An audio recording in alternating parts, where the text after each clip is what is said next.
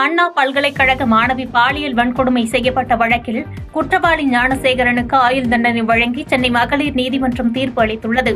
சென்னை அண்ணா பல்கலைக்கழகத்தில் கடந்த 2024ஆம் ஆண்டு டிசம்பர் 23ஆம் தேதி இரவு மாணவி ஒருவரை அந்த பகுதியைச் சேர்ந்த ஞானசேகரன் என்பவர் பாலியல் கொடுமை செய்துள்ளார்.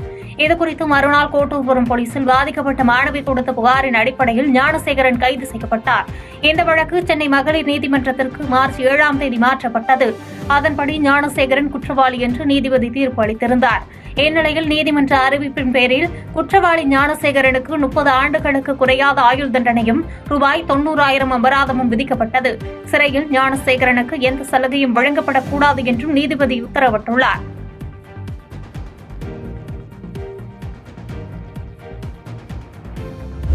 சென்னை அண்ணா பல்கலைக்கழக பாலியல் வழக்கில் அந்த சாரை காப்பாற்றியது யார் என எதிர்க்கட்சித் தலைவர் எடப்பாடி பழனிசாமி கேள்வி எழுப்பியுள்ளார். அண்ணா பல்கலைக்கழகத்தில் நிகழ்ந்த பாலியல் வழக்கில் கைதான ஞானசேகரனுக்கு இன்று தீர்ப்பின் விவரங்கள் அளிக்கப்பட்டன. 30 ஆண்டுகள் சிறை தண்டனையும் 90,000 ரூபாய் அபராதமும் விதித்து சென்னை மகளிர் நீதிமன்றம் உத்தரவிட்டது. இந்நிலையில் இச்சம்பவம் தொடர்பாக எக்ஸ் வலைதள பக்கத்தில் கருத்து தெரிவித்துள்ள எதிர்க்கட்சித் தலைவர் எடப்பாடி பழனிசாமி, மக்கள் மன்றம் முதல் சமூக ஊடகம் வரை அதிமுக நடத்திய தொடர் போராட்டத்தில் விளைவாக குற்றவாளி ஞானசேகரனுக்கு தண்டனை சாத்தியப்பட்டுள்ளதாகவும் எஃப்ஐஆரில் குறிப்பிடப்பட்ட சார் விசாரணையின் போது ரூல்ட் அவுட் செய்யப்பட்டதற்கான காரணம் என்ன எனவும் கேள்வி எழுப்பியுள்ளார். ஞானசேகரன் மட்டுமே குற்றவாளி என்ற நோக்கில் அவசரமாக இந்த வழக்கு நடத்தி முடிக்கப்பட்டதாகவும் அதிமுக ஆட்சி அமைந்ததும் அனைத்திற்கும் பதில் கிடைக்கும் எனவும் கருத்து தெரிவித்துள்ளார். தமிழ்நாட்டில் புகைக்கும் வயதை 21ஆக உயர்த்த வேண்டும் என்று பாமக தலைவர் அன்புமணி ராமதாஸ் கோரிக்கை விடுத்துள்ளார். கர்நாடகத்தில் சிகரெட் உள்ளிட்ட புகையிலை பொருட்களை பயன்படுத்துவதற்கான குறைந்தபட்ச வயது 21ஆக அதிகரிக்கப்பட்டுள்ளது. இந்நிலையில் இது தொடர்பாக கருத்து தெரிவித்துள்ள பாமக தலைவர் அன்புமணி ராமதாஸ், இந்தியாவுக்கே வழிகாட்டும் வகையில் கர்நாடக அரசு இயற்றியுள்ள இந்த சட்டத்திற்கு வரவேற்பு தெரிவித்துள்ளார். அதே நேரத்தில் முன்னோடி மாநிலம் என்று கூறிக்கொள்ளும் தமிழக அரசோ பொது இடங்களில் புகைப்பிடிப்பதை தடை செய்யும் சட்டத்தையே இன்று வரை முறையாக செயல்படுத்த மறுக்கிறது என்று கண்டனம் தெரிவித்தார். மேலும் இந்தியாவில் 12 கோடி பேர் புகைப்பிடிக்கிறார்கள், அவர்களில் ஒவ்வொரு ஆண்டும் 13 லட்சம் பேர் உயிரிழக்கிறார்கள் என்று ஆய்வு அறிக்கையை சுட்டிக்காட்டிய அவர், இந்த சிக்கல்களுக்கு நிரந்தர தீர்வு காணும் வகையிலும் புகைப்பிடிப்பதற்கான குறைந்தபட்ச வயதை 21ஆக உயர்த்தும் சட்டத்தை மத்திய அரசும் தமிழக அரசும் உடனடியாக கொண்டு வந்து நிறைவேற்ற வேண்டும் என்று வலியுறுத்தியுள்ளார். நேற்றும் இன்றும் என்றும் தங்கள் இசை ராஜாங்கத்தின் ஆட்சிதான் என்று இசைஞானி இளையராஜாவுக்கு முதலமைச்சர் மு.க.ஸ்டாலின் பிறந்தநாள் வாழ்த்து தெரிவித்துள்ளார். இசைஞானி இளையராஜா இன்று தனது 82வது பிறந்தநாளை கொண்டாடி வருகிறார். இந்நிலையில் முதலமைச்சர் மு.க.ஸ்டாலின் இசைஞானி இளையராஜாவுக்கு பிறந்தநாள் வாழ்த்து தெரிவித்துள்ளார். இது தொடர்பாக அவர் எக்ஸ் தள பக்கத்தில் வெளியிட்டுள்ள பதிவில், நாட்டுப்புற இசை, மெல்லிசை, துள்ளலிசை, மரபிசை, தமிழிசை, மேற்கத்திய இசை என அனைத்திலும் கரை கண்டு தமிழர்களின் பெருமைமிகு அடையாளமாக திகழும் இசைஞானி இளையராஜா அவர்களுக்கு என் நெஞ்சம் நிறைந்த பிறந்தநாள் வாழ்த்துக்கள். தங்களின் சிம்போனி இசை தமிழ்நாட்டில் ஒலிக்க உள்ள ஆகஸ்ட் 2ஆம் நாளுக்காக கோடிக்கணக்கான ரசிகர்களில் ஒருவனாக நானும் காத்திருக்கிறேன். நேற்றும் இன்றும் என்றும் தங்கள் இசை ராஜாங்கத்தின் ஆட்சிதான் என்றும் கூறியுள்ளார்.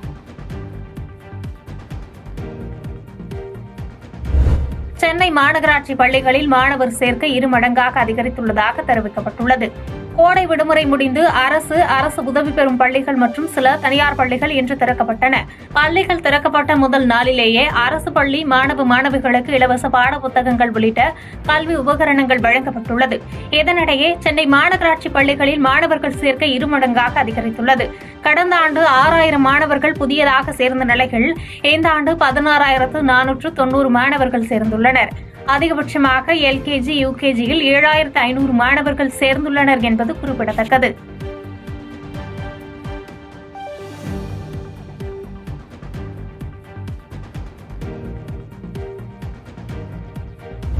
கட்சியில் எந்த பிரிவும் இல்லை என்றும் 2 அணி கிடையாது, ஒரே அணிதான் என்றும் வன்னியர் சங்க தலைவர் பூதா அருள்மொழி தெரிவித்துள்ளார்.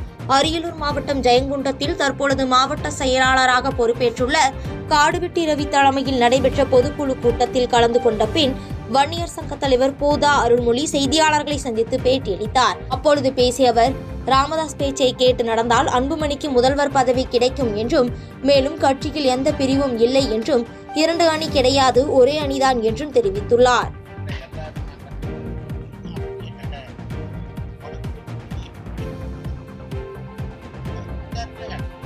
மத்திய அமைச்சராக அடுத்தது அவரை முதலமைச்சராக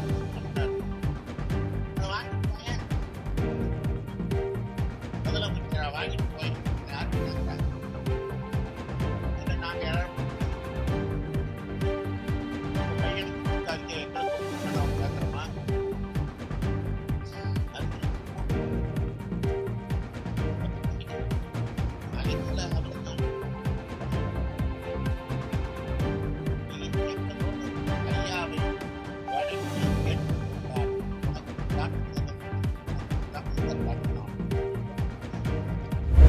அதிமுக தேமுதிக இடையே சுமூகமான உறவு உள்ளது என்றும் அதனை உடைத்திட யார் நினைத்தாலும் முடியாது என அதிமுக பொதுச் செயலாளர் எடப்பாடி பழனிசாமி தெரிவித்துள்ளார். கோவை விமான நிலையத்தில் அதிமுக பொதுச் செயலாளர் எடப்பாடி பழனிசாமி செய்தியாளர்களை சந்தித்தார்.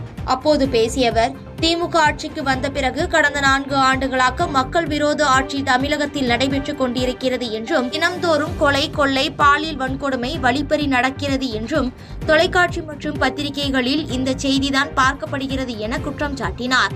தொடர்ந்து பேசிய அவர், அதிமுக தேமுதிக இடையே சுமூகமான உறவு உள்ளது என்றும் அதனை உடைத்திட யார் நினைத்தாலும் முடியாது என தெரிவித்துள்ளார்.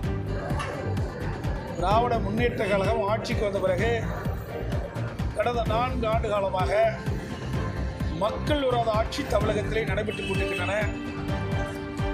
தினந்தோறும் கொலை, கொள்ளை, திருட்டு, வழிப்பறிவு, பாலியல் வன்கொடுமை நடக்காத நாளே கிடையாது. தொலைக்காட்சி திறந்தாலும் சரி, பத்திரிகை திறந்தாலும் சரி, இந்த செய்தி தான் பார்க்கப்படுகிறது. அப்படி ஒரு மோசமான ஆட்சி தமிழகத்திலே இன்றைய தினம் நடைபெற்றுக் கொண்டிருக்கிறது. திரு ஸ்டாலின் மாடல் ஆட்சி தான் துரோக ஆட்சி என்பதை இந்த நேரத்தில் குறிப்பிட விரும்புகிறேன். அதோடு கல்விக் கொள்கை பற்றி குறிப்பிட்டதாக நான் கேள்விப்பட்டேன். திராவிட முன்னேற்ற கழகம் மத்தியிலே சுமார் 16 ஆண்டு காலம் ஆட்சி அதிகாரத்தில் இருந்தது. காங்கிரஸ் ஆட்சியில் இடம்பெற்றார்கள், பாரதிய ஜனதா கட்சியிலும் ஆட்சியில் இடம்பெற்றார்கள். ஐக்கிய குஜராத் அவர் பிரைம் மினிஸ்டராக இருந்த போதும் அந்த மத்திய அமைச்சர்கள் இடம்பெற்றிருந்தார்கள். மரியாதைக்கு தேவகடா அவர்கள் இருக்கின்ற பொழுதும் அந்த அமைச்சரவையிலே மத்தியில் இடம்பெற்றார்கள். 16 ஆண்டு காலம் மத்தியிலே ஆட்சி அதிகாரம் எட்டி கொண்டது. ஏன் இந்த கல்விக் கொள்கையில் இந்த திராவிட மாடல் அரசு சொல்றாங்க, திரு ஸ்டாலின் மாடல் அரசு ஏன் கவனம் செலுத்தலாம்? மாநிலங்களவை உறுப்பினர் பதவிக்காக கமல்ஹாசன் தன் கட்சியை அண்ணா அறிவாலயத்தில் அடமானம் வைத்து விட்டார் என அதிமுக முன்னாள் அமைச்சர் வைகை செல்வன் விமர்சித்துள்ளார். பொள்ளாச்சி ஜெயராமன் இல்ல திருமண நிகழ்ச்சிக்கு வருகை தந்த அதிமுக முன்னாள் அமைச்சர் வைகை செல்வன் கோவை விமான நிலையத்தில் செய்தியாளர்களை சந்தித்து பேட்டியளித்தார். அப்பொழுது பேசியவர், நடிகர் கமல்ஹாசன் வாரிசு அரசியலை எதிர்த்துதான் மக்கள் நீதி மய்யம் கட்சியே தொடங்கினார் என்றும், மாநிலங்களவை உறுப்பினர் பதவிக்காக கமல்ஹாசன் தன் கட்சியை அண்ணா அறிவாலயத்தில் அடமானம் வைத்துவிட்டார் என்று சாடினார். மேலும் அதிமுக கூட்டணியில் தேமுதிக தொடர்ந்து கொண்டுதான் உள்ளது என்றும், அதன் அடிப்படையில் தேமுதிகவிற்கு மாநிலங்களவையில் ஓர் இடம் 2026ஆம் ஆண்டு ஒதுக்கப்படும் என்று எடப்பாடி பழனிசாமி முறையாக அறிவிப்பு செய்துள்ளார் என்றும், 2026இல் நிச்சயம் அதிமுக ஆட்சிக்கு வரும் என தெரிவித்துள்ளார். நிறைய வாய்ப்புகள் இருக்கு, ஆட்சிக்கு வருகிற போது நிறைய வாய்ப்புகள் எல்லாம் வரும்.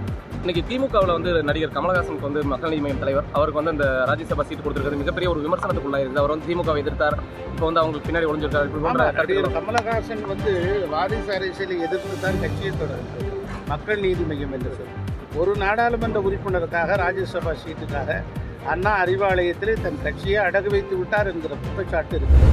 ஆபரேஷன் சிந்தூரை நடத்தி காண்பித்த முப்படை வீரர்களுக்கு திமுக பொதுக்கூட்டத்தில் பாராட்டி ஒரு தீர்மானமாவது நிறைவேற்றி இருக்கலாம் என பாஜக மூத்த தலைவர் தமிழிசை சவுந்தரராஜன் தெரிவித்துள்ளார். கோவை விமான நிலையத்தில் பாஜக மூத்த தலைவர் தமிழிசை சவுந்தரராஜன் செய்தியாளர்களை சந்தித்து பேட்டியளித்தார். அப்போது பேசியவர், உயிரை பணயம் வைத்து ஆபரேஷன் சிந்தூரை நடத்தி காண்பித்த முப்படை வீரர்களுக்கு திமுக பொதுக்கூட்டத்தில் பாராட்டி ஒரு தீர்மானமாவது நிறைவேற்றி இருக்கலாம் என ஆதங்கம் தெரிவித்தார். மேலும் கமல்ஹாசன் திராவிட முன்னேற்ற கழகத்தை ஒழித்து கட்டுவதற்காக தான் கட்சியை ஆரம்பித்தார் என்றும், ஆனால் இன்று அவர்களுடனே சேர்ந்து கொண்டு இருக்கிறார்கள் என்று தெரிவித்த அவர், அதெல்லாம் சந்தர்ப்பவாதம் என கூறினார்.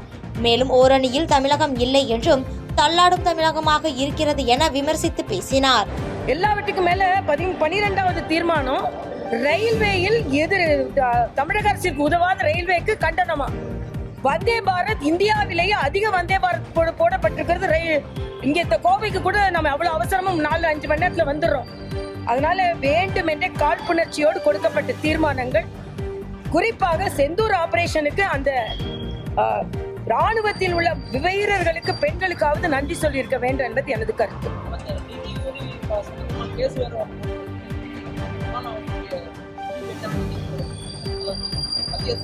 இல்ல, மத்திய அரசின் முடிவில் மத்திய அரசு இந்த திட்டத்தை நீங்கள் செயல்படுத்தினால் அதற்கான நிதி ஒதுக்கப்படும். செய்திகளை உடனுக்குடன் தெரிந்து கொள்ள கீழ்கண்ட கேபிள் மற்றும் டிடிஎச் நெட்வொர்க்குகளில் எம்நாடு செய்தி தொலைக்காட்சியை காணுங்கள். பாதகம் செய்பவரை கண்டால் நாம் பயம் கொள்ளலாகாது பாப்பா.